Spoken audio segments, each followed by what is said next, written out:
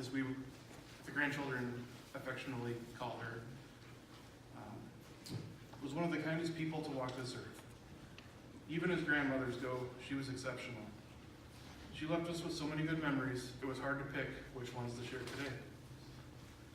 Many of my amazing memories of Grandma come from spending holidays with her. Thanksgiving, Christmas, and Easter at her house on Ridge Avenue were exceptionally magical to me. The whole family would get together. There'd be a lot of laughing and fun had by everybody. Going to their house was always special to me.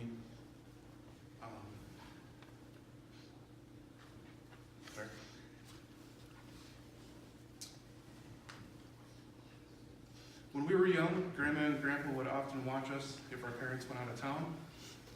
From time to time, believe it or not, the grandkids would occasionally get into mischief. Yet, I do not recall them, Grandma or Grandpa, ever raising their voice to us. In fact, the only time you ever knew you were really in trouble or had crossed the line is Grandma and Grandpa would start speaking in German to each other, so we couldn't understand them. That's when you knew you better settle down. If nothing else, Grandma was all about her family. We didn't need a special occasion to go see Grandma. Her door was always open to us. And she loved it when we dropped in. Sometimes these visits were nothing more than just sitting around and talking about life, or helping her with her computer issue. She had one or two of those. Or just miscellaneous things around the house. She didn't care. All she wanted to do was spend time with you. She never missed an opportunity to spend time with her grandkids. At the end of our visits, she would always give you a great big Grandma Ellie hug, which, as your grandkids know, is a hug followed by her stuffing $5 in your hand.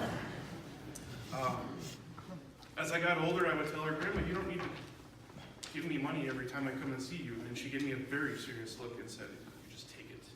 I don't care who you are never going to win an argument with that lady.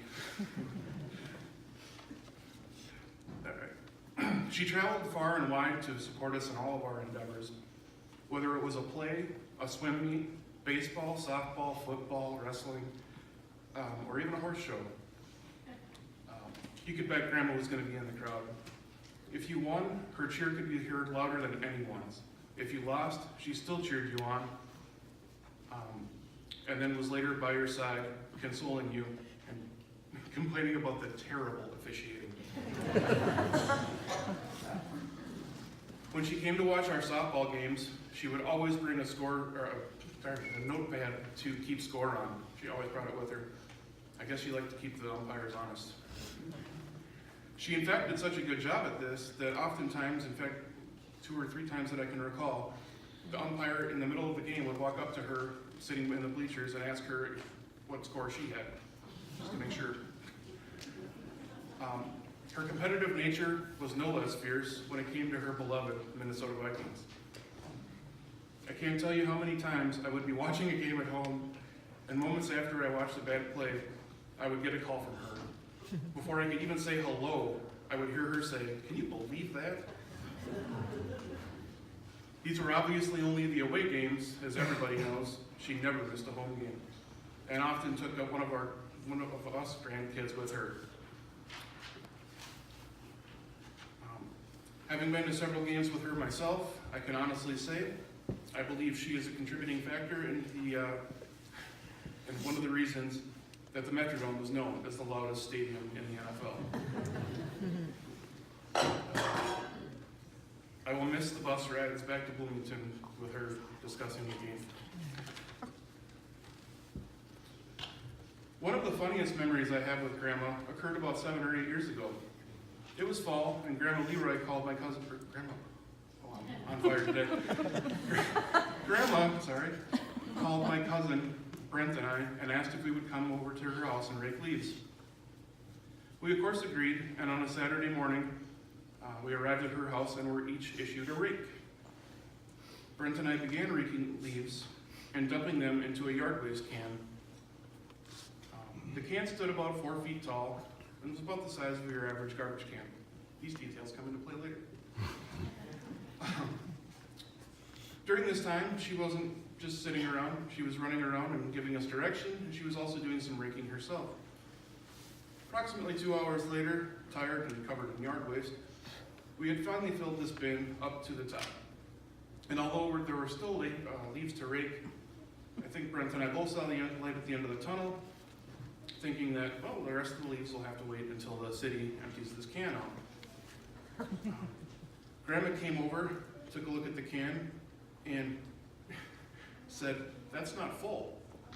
We questioned this, saying, "It's full to the top. I don't know what you're talking about." Grandma quickly spun around, disappeared into the garage, and a minute later reemerged holding a ladder.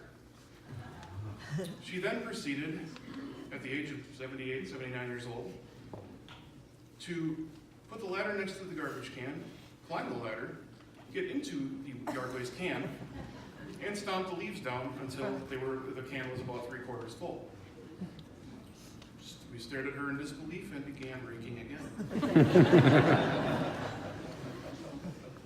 It didn't matter that she was 50 years older than us, or we were 50 years younger. Nobody was going to outwork the farm girl from North Dakota.